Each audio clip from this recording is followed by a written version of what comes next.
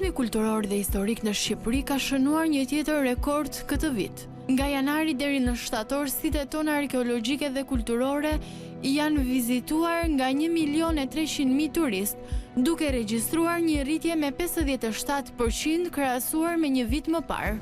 Kryeministri Edi Rama, duke publikuar këto shifra, theksoi se interesi për trashëgiminë kulturore shqiptare është në rritje të qëndrueshme dhe është kthyer në një shtyllë të rëndësishme për zhvillimin e turizmit. Parku arkeologjik i Butrintit është më shumë i vizituar, me mbi 257.000 vizitor, duke u konfirmuar si një nga perlat më të ruajtura të historisë sonë.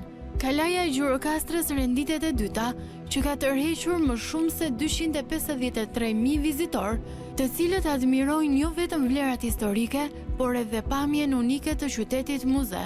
Parku arkeologjik i Shkodrës vjen i treti, me mbi 150.000 vizitor, i ndjekur nga Muzeu Kombëtar Gjergj Kastriot Skënderbeu në Krujë dhe Parku arkeologjik i Apolonisë, që vazhdojnë të jenë ndër atraksionet më të kërkuara nga turistët vendas dhe të huaj. Shtimi i ndjeshëm i vizitorëve ka ardhur nga përmirësimi i infrastrukturës dhe shërbimeve turistike gjatë këtij sezoni.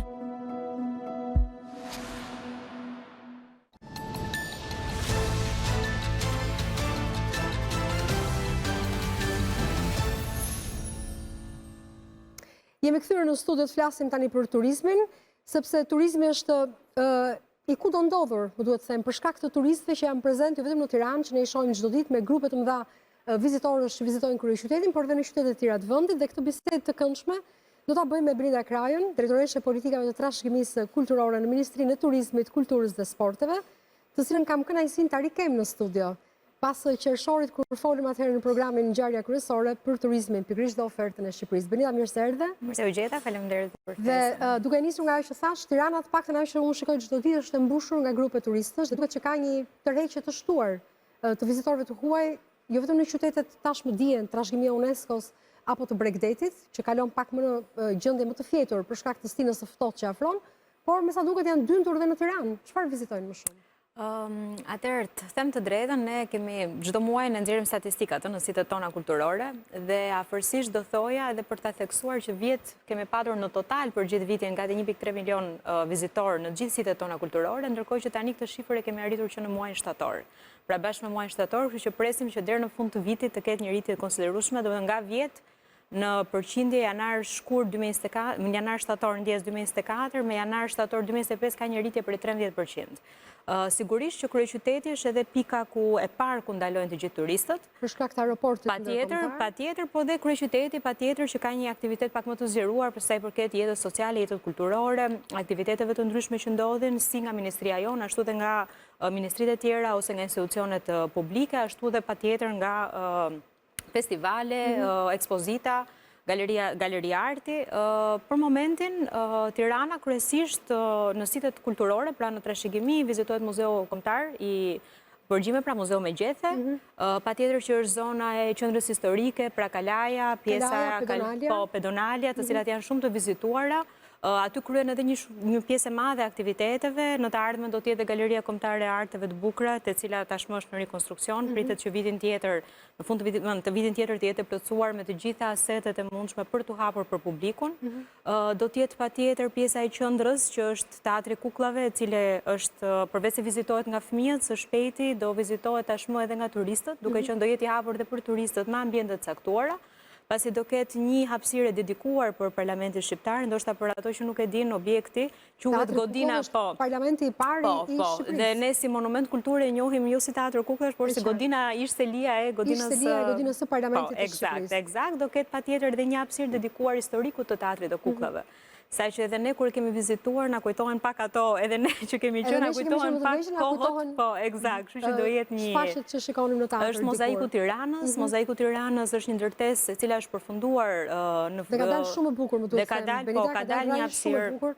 Unë kam patur mundësi për disa grupe të miqve të që kanë ardhur nga jashtë Shqipërisë, e kanë vizituar dhe kanë mbetur të mahnitur. Është me të vërtet nga mënyra se si edhe arkitektura urbane është përshtatur asaj çfarë përfaqëson Mozaiku i Tiranës. Po, dhe atje patjetër duke qenë se janë edhe vetë, si me thënë, ambientet të cilat përdoren dhe nga stafi i drejtorisë rajonale të trashëgimisë kulturore, janë dhe arkeologët të cilët bëjnë një mini tur tek pjesa e mozaikut jashtë, por edhe pjesa ekspozitive, e cila edhe aty do të ketë një digitalizim shumë shpejt të hapësirave të brendshme. Kështu që do jetë një pikë re.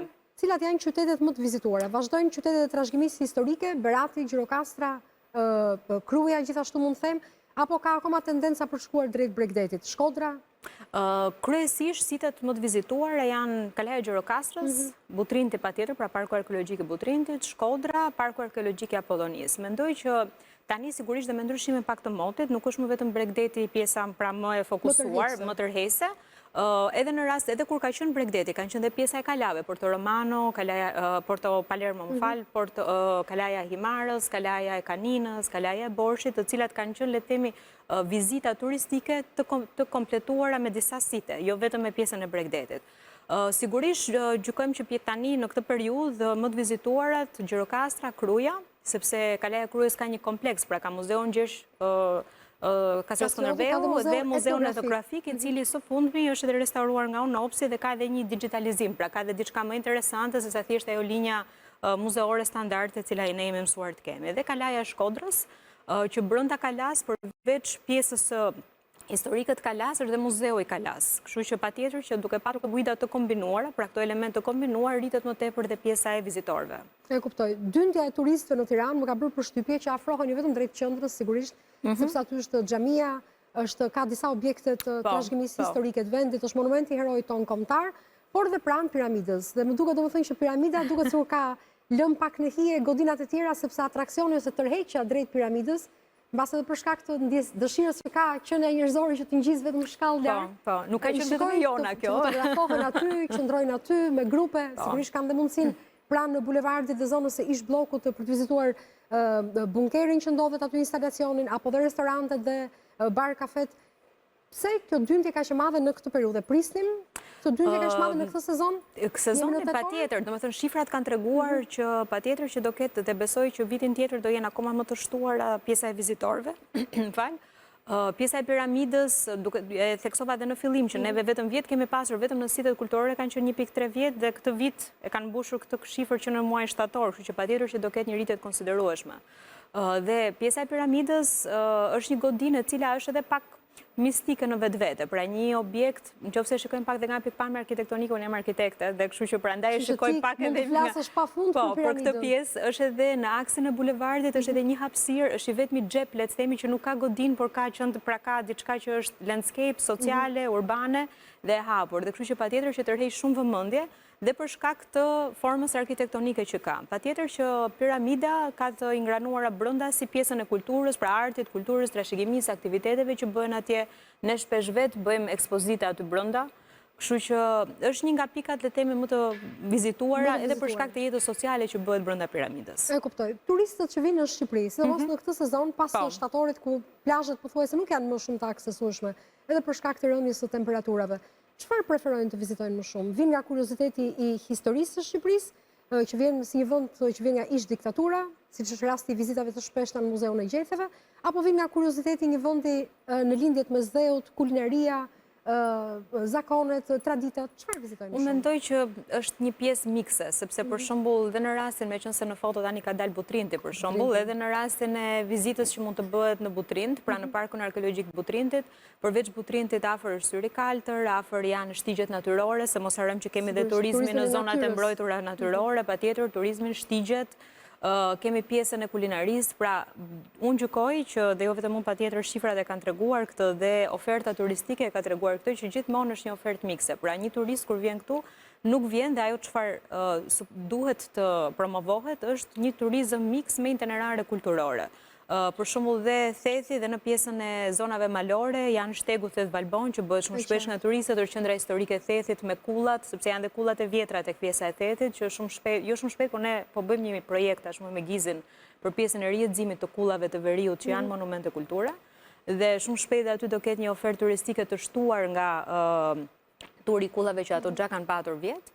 Dhe kështu që patjetër edhe aty është po kulinaria, pra tradita, ushqimi, hiking, turizmi.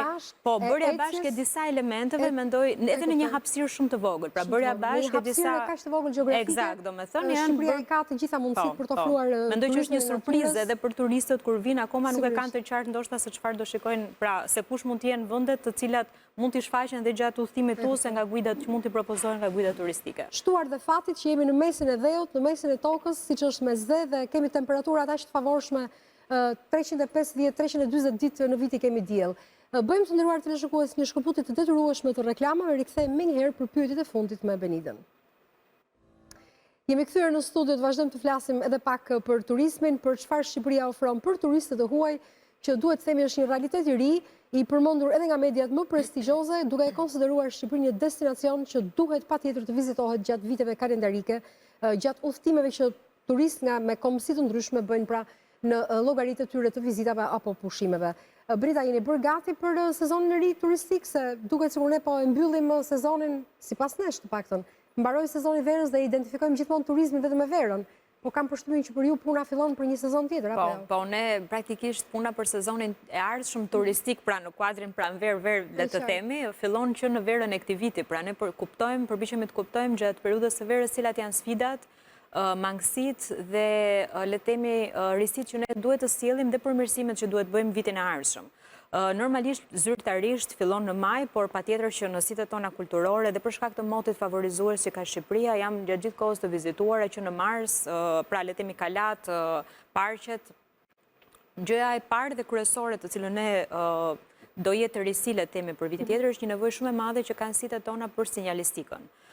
Normalisht tabelat orientuese, tabelat informative, por të certifikuara dhe me informacionin le të themi të sakt të historik ose arkitektonik për të gjitha objektet. Dhe kjo do të jetë gati, sinjalistika për sitet turistike të Shqipërisë? Do jetë gati, po ne parashikojmë që të jetë gati për fillimin e sezonit tjetër turistik dhe normalisht do të jenë të përfshira sitet të cilat janë më të vizituara dhe sitet të cilat janë me bilet. Pra kalat, parqe, dhe disa monumente kulture. Një pjesë e tyre janë implementuar gjatë nga UNOPS, pjesa e Durrësit, duke qenë se është, le të themi, ka qenë projekti U for Culture.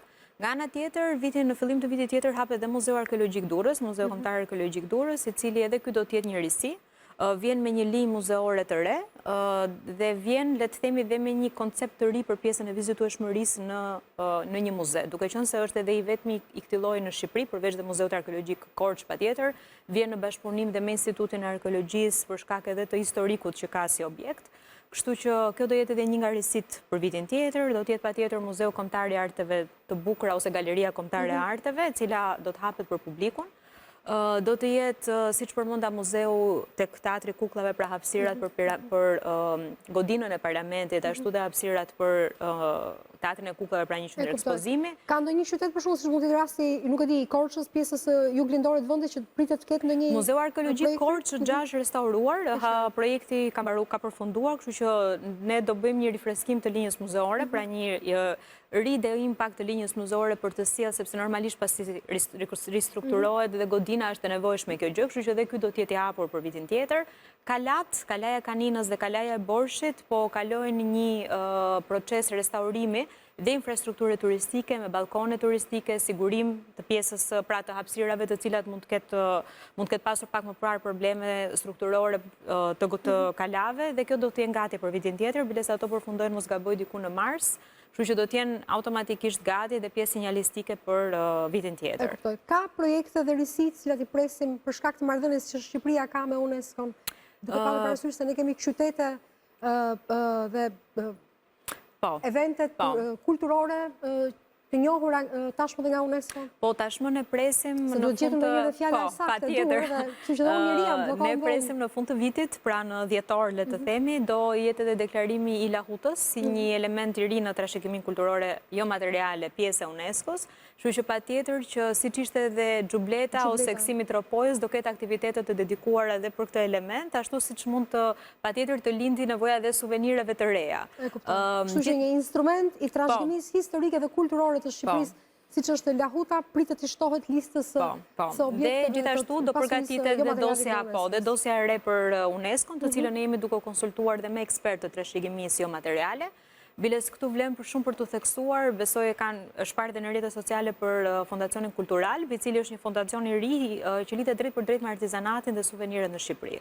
Praktikisht mund të ketë patur herë të tjera, pra ka organizata ose dhe bizneset të ndryshme që merren me prodhimin e suvenireve, po ky fondacion i krijuar nga Ministria do të jetë një fondat njërisi në tregun e suvenireve, i cili do krijojë, le të themi, një standard për këtë treg, do ketë dyqane suveniresh tek të gjithë objektet që janë kalat, parqet dhe muzet, pra institucionet e trashëgimisë, gjë që do jetë mano a mano, pra diçka e re, e cila do zhvillohet këtë vit dhe vitin tjetër dhe në vazhdim pastaj për të parë se si do evolojmë. E kuptoj. Benita, faleminderit shumë që ishe sot në programin e Mëngjesit Shqipëri. Shqipëria, të nderuar teleshikues, është e gjitha për të parë, jo vetëm nga ata që janë brenda në Shqipëri dhe kanë fatin të jetojnë në këtë vend të mrekullueshëm me një pasuri natyrore, kulturore të historisë që duhet vizituar dhe zbuluar, por dhe për ata që janë të huaj, e njohin Shqipërinë përmes tabloideve, rrjeteve sociale, komenteve të atyre që kanë vizituar më herët Shqipërinë, por dhe për shqiptarët tanë të diasporës që na ndjekin nëpërmjet valëve satelitore të radio televizionit shqiptar. E janë në Shqipëri me portën hapur po ju pret.